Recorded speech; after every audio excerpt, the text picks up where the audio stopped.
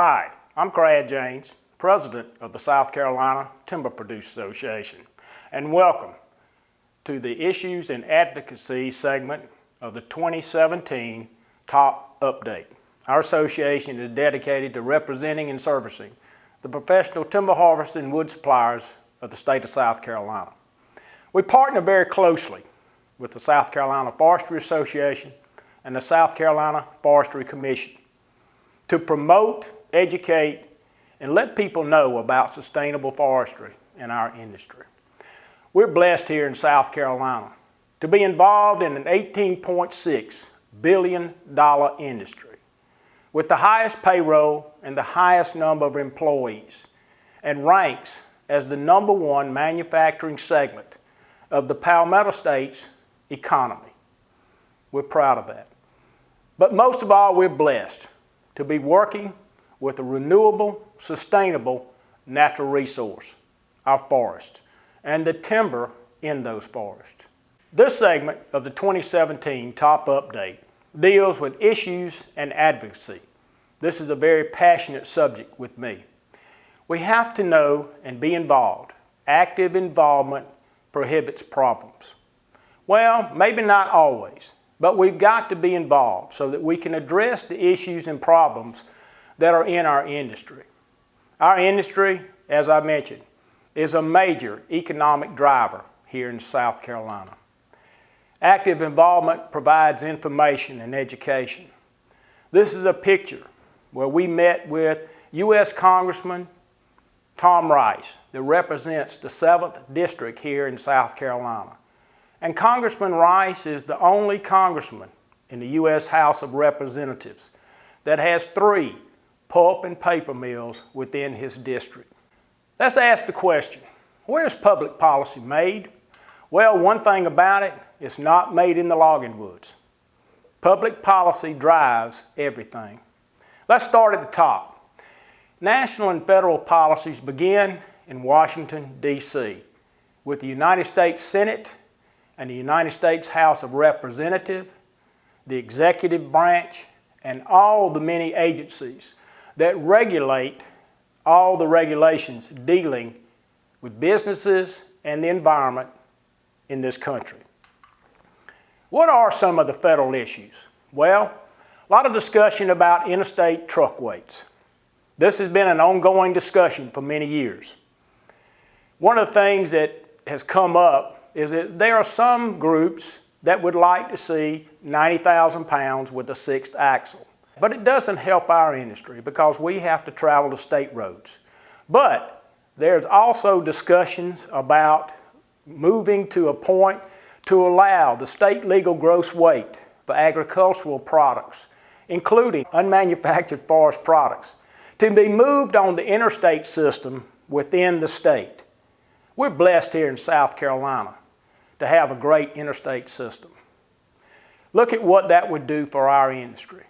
If we could get our trucks on the interstate to haul our legal gross weight of 84,272 pounds, get them away from small towns, school zones, country roads, the logistics and the safety go up tremendously. The efficiency increases tremendously. The northern long-eared bat. Well, this controversy came up. The U.S. Fish and Wildlife Service decided they were going to put the bat on the threatened and endangered species list because the populations were declining. So the thought process was they wanted to regulate sustainable forestry practices in management, as well as timber harvesting. But lo and behold, the bat suffers from a disease. The bat has what's called white nose syndrome. This is creating the decline in the population. I always say this, no need to regulate our industry, just get the bat a vet. The federal timber supply on national forest. Well, in South Carolina, we're blessed to have the Sumter National Forest and the Francis Marion National Forest. And we've been able to continue to manage, grow, harvest, and replant on our national forest. But that is a much different situation than what is out west. Out west, forests are not managed correctly. on our national forests. Why? Because of environmental litigation. The litigation is out there to prohibit timber sales, to prohibit the harvesting, and prohibit thinning. And if we don't manage, the forests become very susceptible to insects, disease, and most of all, wildfire. The timber supply is a big issue in Washington with the federal states. Waters of the U.S. and roads permitting. Well, luckily the EPA came out recently and said no more regulation needed for forest roads. Why? Because the states have proven that best management practices are taking care of this. We're blessed here in South Carolina. Our best management practices, foresters and the Forestry Commission do a wonderful job. But you also do a great job on the ground. The last monitoring showed that our sites were 96% in compliance. So no need for the EPA to overregulate. We're doing a good job. Right to Haul Act, as I mentioned, this is being promoted by the American Loggers Council. There's one sentence in the federal statute that could be changed to allow state legal gross weight to use the interstate system within that state. Youth careers in logging. Well, this is supported by the American Loggers Council. This would allow sons and daughters of mechanized logging contractors to go to the woods at the age of 16 and 17. Now they are prohibited due to OSHA regulations. You must be 18 to go to the woods. But the ag industry has an exemption that sons and daughters of farmers can work on the farm. This would allow the youth to learn our businesses from the ground up, to hopefully continue and be the succession generation to continue the timber harvesting business. Trucking, wow, that's a big issue now. The CSA program, which is Compliance, Safety, and Accountability through the Federal Motor Carrier Safety Administration, it's there. It rates fleets. It is troublesome, but it's there and it's the way we have to do business. Of course, U.S. roads and bridges. The infrastructure needs help, and hopefully the Congress will do something about that. EPA, as I mentioned, well, ugh. You know, overburdensome regulation when it comes to environment, when it comes to water quality, just everything. But that is an empire unto itself. One of the things that's costly and overburdensome is the regulatory issues on small businesses. The more regulations you have to comply with, the higher the cost. Let's come on down. State policies made where? In our state capitals. Here it's Columbia. But there are other agencies too that have to deal with state capitals and the policies that come out of that. What are some state issues? Well, you know, the state budget impacts forestry services. And we're talking primarily about the South Carolina Forestry Commission. Years ago, their budget was slashed so bad that they lost so much personnel. Now they have rebuilt because the economy of our state has improved, but they're not back where they used to be, but they continue to improve. But this funding impacts the ability of the commission to purchase firefighting units. That is the transport truck, the bulldozer, and the fire plow, because their goal is protect our forests and the public. This funding is very, very good, and we continue to see the improvements in new equipment with enclosed cabs for the safety of the operators. But also this impacts forestry services that are offered through the Forestry Commission. Federal money has decreased along with state money, and we need to be very diligent to make sure our politicians understand that money is needed. Tort reform. Continuing efforts to redo our laws, because in the United States of America, the #1 sport is not college football, the NFL. It is, I'm going to sue somebody for something today. So remember that. We've been involved with the Forestry Association and other coalitions about tort reform. Protecting tax exemptions. This would be the off-road fuel and ag equipment replacement parts. This came up several years ago in the House. Kind of went away, but it has again come up this fall. So we've got to continue to be diligent about this, to not lose the sales tax exemption. To enhance the right to practice forestry that was passed in 2009.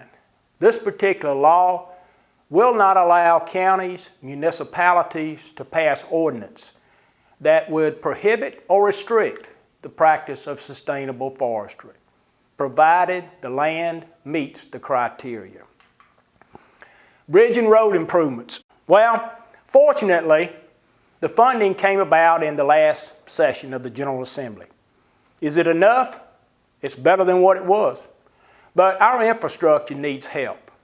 But one of the most important funding mechanisms that came out of the bill that was passed for the funding was to enact a 10-year plan to get rid of 400 posted bridges throughout the state. Those posted bridges are probably the major problem that we face of hauling unmanufactured forest products from the woods to the manufacturing facilities. It'll take time, but the bridges have been prioritized as to how they're going to tackle this issue. One of the other things is truck weights on state roads. Discussions have come up about increasing ag weights for our trucks and ag trucks.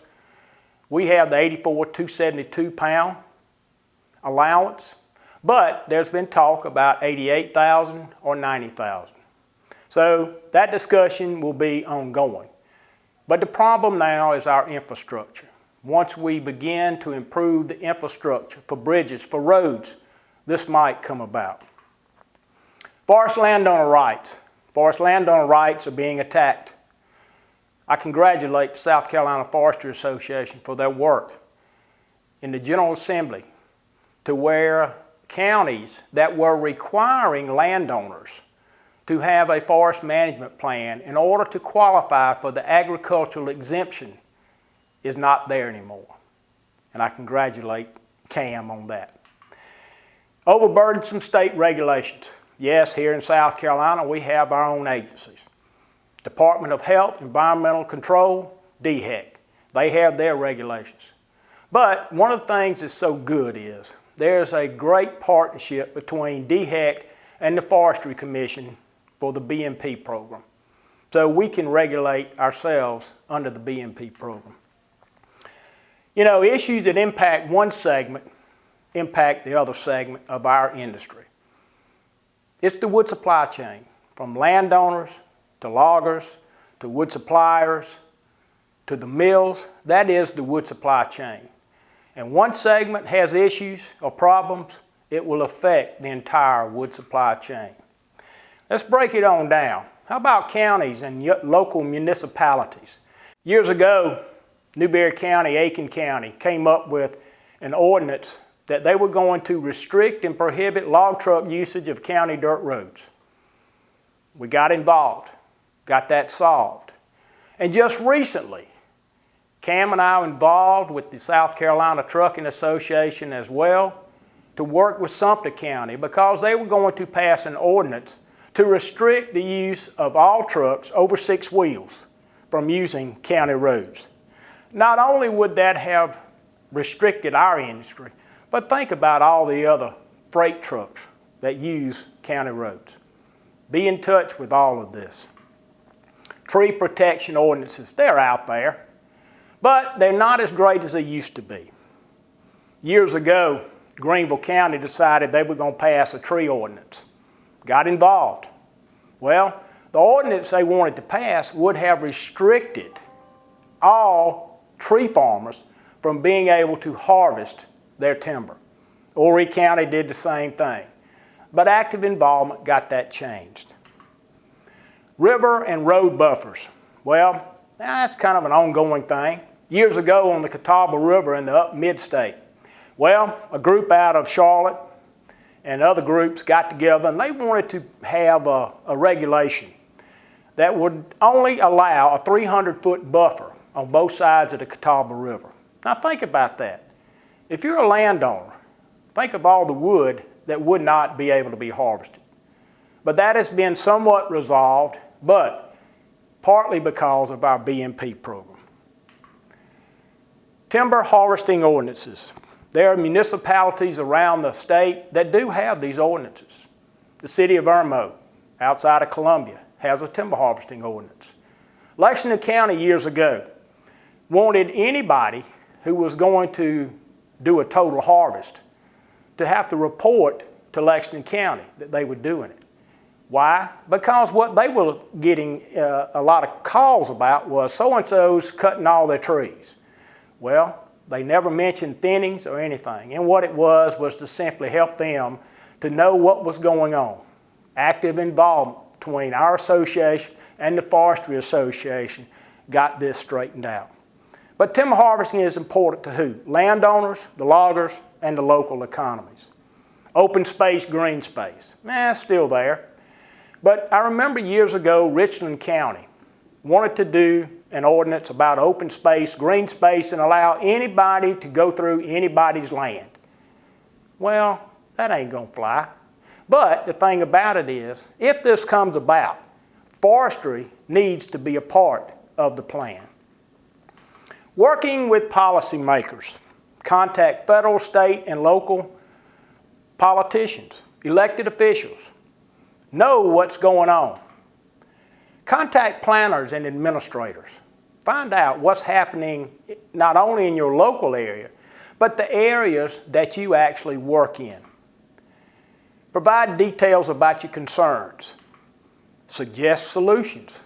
Because remember, many of the people that are wanting to regulate, pass ordinances, are not very versed on sustainable forestry, timber harvesting, or the forest products industry. Offer education and support, ways to enact solutions, and promote and maintain sustainable forestry practices. Remember, local issues will affect you, so be involved. What are some timber harvesting issues? Well, of course, always dealing with weather, and Lord knows we can't control that. We had such a terrible fourth quarter in 2015 with the flood and the rain. High cost of operations and doing business. The high investment cost of operating a timber harvesting business. Cost of equipment. I started out as a logging equipment salesman. The first skidder I ever sold was a cable skidder, about $18,000. Now, with the new improved machinery we have, it's about 20 times that. But that's the cost, because technology continues to improve our equipment in the woods. Rates not keeping up with the cost of doing business. And one of the things that was brought to my attention is that mill maintenance shutdowns seem to be going longer and more frequent. Yes, mills need to maintain their mills, but it just seems that it has occurred more frequently. Markets. Well, our conventional markets that have been here in the state for a long time, the pulp and paper mills, the sawmills, we need to keep those because we need them. But we also need new markets, alternative markets for landowners to sell their timber, for professional loggers to harvest and deliver it. And those new markets may be pellet mills or using wood to produce renewable energy. Low return on investment and relatively low profitability. Regulations, again, on trucking and business operations. And trucking now is the 800-pound gorilla in the room. We're having trouble in our industry retaining safe, qualified drivers, finding safe, qualified drivers, the trucking regulations. And one of the driving forces now is this: the number of insurance companies willing to write automobile liability on log trucks is dwindling and dwindling fast. The now generation and the next generation. The now generation is loggers that are in business now. I'm 64 years old in April, but I would say most loggers are in my age group. Now, we're fortunate in South Carolina. There have been quite a number of young people come in and start businesses. But we need to have generational businesses because our business is a generational business. But the next generation, we've got to entice younger people to come and be operators of our equipment. We've got to entice young people to go to work in the mills. We've got to entice young people to want to be a part of our industry. The young generation now grew up much differently than those my age. But we've got to address this, and we've got to continue to work at it. Much like the Youth Careers in Logging Act in Washington, D.C., being promoted now. Let's talk advocacy. Well, this is one of my favorite subjects. Well, are you an advocate or are you an activist? Well, the way I look at it is this. There is a difference. An activist is someone who is against something. I recall the statement made by Dr. Patrick Moore, who was the founder of Greenpeace. And over the years, he has come to realize he is a great supporter of sustainable forestry. He came to the realization and said this: I realized that I wanted to be for something rather than against something all the time. A brief story, Bruce Vincent in Libby, Montana, is a fourth-generation logger. And in western Montana, most of the land is federally controlled. And every timber sale seems to be litigated, held up. So Bruce began to realize this, that perhaps he and the loggers needed to get involved. He went out to the shop to see his dad, and his dad was pretty much retired. And he said, Dad, we got a problem. His dad said, what is it, son? He said, you know, if we're going to continue to have a business, we've got to have timber. And we've got to do a better job of educating people. We've got to become activists. His dad looked at him square in the eye and said, son, does that mean we have to start smoking that wacky weed? Bruce said, no, Dad, no, not that. We're going to be active supporters. Let's be advocates. What are the issues?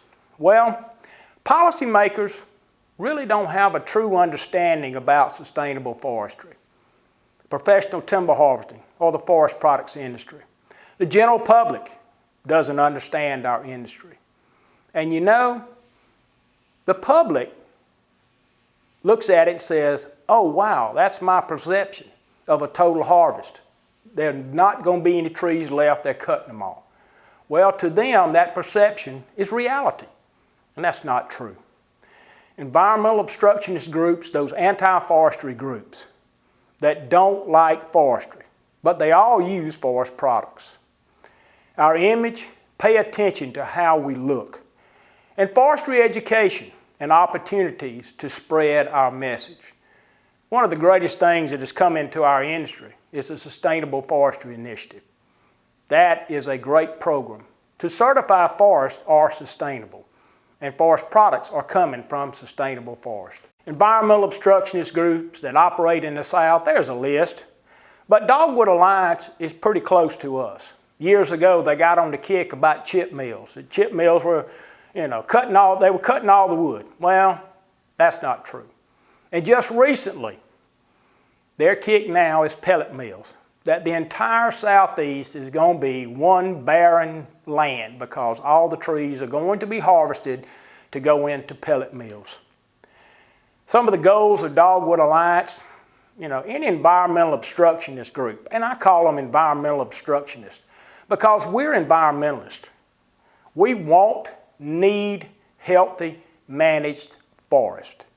But they like to pass out misinformation, get on your heartstrings, emotions, without providing facts. Local and state regulations, they want to increase those. They want to eliminate corporate forest ownership. They want to ban industrial forest management, ban clear cutting, ban the import and export of forest products, raw and finished. Limit wood consumption by the public. They all use paper products and forest products. and demand tree-free products. They pressure retailers, Lowe's, Home Depot, and others. Some of the message, wild turkey starving in the woods. Well, we know that's one of the greatest recovery stories of all time. Pulpwood comes from clear cutting. Saw timber comes from selective harvesting. We know that's not true. And also, the public does not need or want paper products, but there are few alternatives available. Planted trees have no environmental benefit. That has been proven time and time again. Scientifically, that is inaccurate. Facts versus perception. What happened over the last 30, 40 years? The population has gravitated to urban areas. And with that, yes, people like to ride up to Newberry from Columbia and visit something national forest. But where do they live? In urban areas. And that's true for the entire population. Percentage that believe cutting trees is wrong. This may be a little dated, but I think that it's probably still close. Residents opposed to clear cutting, 64%. But we got to educate better. Number of people who use wood products, 100%. Decisions are made by those that show up, and that is true. If you don't show up and something happens, don't complain about it. But know what's going on. Show up when you can. Ways to make a difference. Join the Forestry Association. Join the Timber Producers Association. Landowner associations. These groups know what's going on because that's their job to keep up with it. But it's that active involvement that we need for our industry. Contact the politicians. That's very important. Know who they are. Know who your town council person is. Your state house and state senate representatives. Know who your local officials are. Watch the local newspaper. More so now, it's websites. Attend public meetings and hearings. Be active in school programs. The Forestry Association and our association, we do a lot of school programs. Very important. Pay attention to your own image in the woods, in the public, and on the road. Remember, the world exists outside the track you're logging. And if you don't get involved with it, it will or can eat your lunch. The world exists outside. You need to be involved and know what's going on. Education is the key to understanding. Never miss an opportunity to educate anyone about sustainable forestry, professional timber harvesting, or the forest products industry. You, me, we need to share the stories. Our story and your story. It's important. South Carolina Teachers Tour is one way that we educate educators here in South Carolina. Been a successful event for over 17 years, where teachers come and learn about our industry. Tremendous, tremendous program. And we hope all of you would support it. Wood Magic Forest Fair, geared toward 4th graders, classes from around the state come to 3 locations to learn about our industry. Visit different stations. And of course, being kids, they like the pizza and the popcorn and the magic show. But also the teachers and the chaperones, they learn a great deal as well. This year we're looking at the program and we're probably going to drop it down to the 3rd grade level because of the new requirements from the education department. Tree Farm, very successful program. Not only here in South Carolina, but across this country. That allows landowners to get their tree farm certified as sustainable. Log a Load for Kids, one of the greatest programs ever invented. And it was founded right here in South Carolina, where loggers contribute the value of a load of wood to the local children's hospital of their choice. Tremendous, tremendous program, not only here in South Carolina, but nationwide. The bottom line is this: get involved. If you're not involved, how are you going to know what's going on? It's important.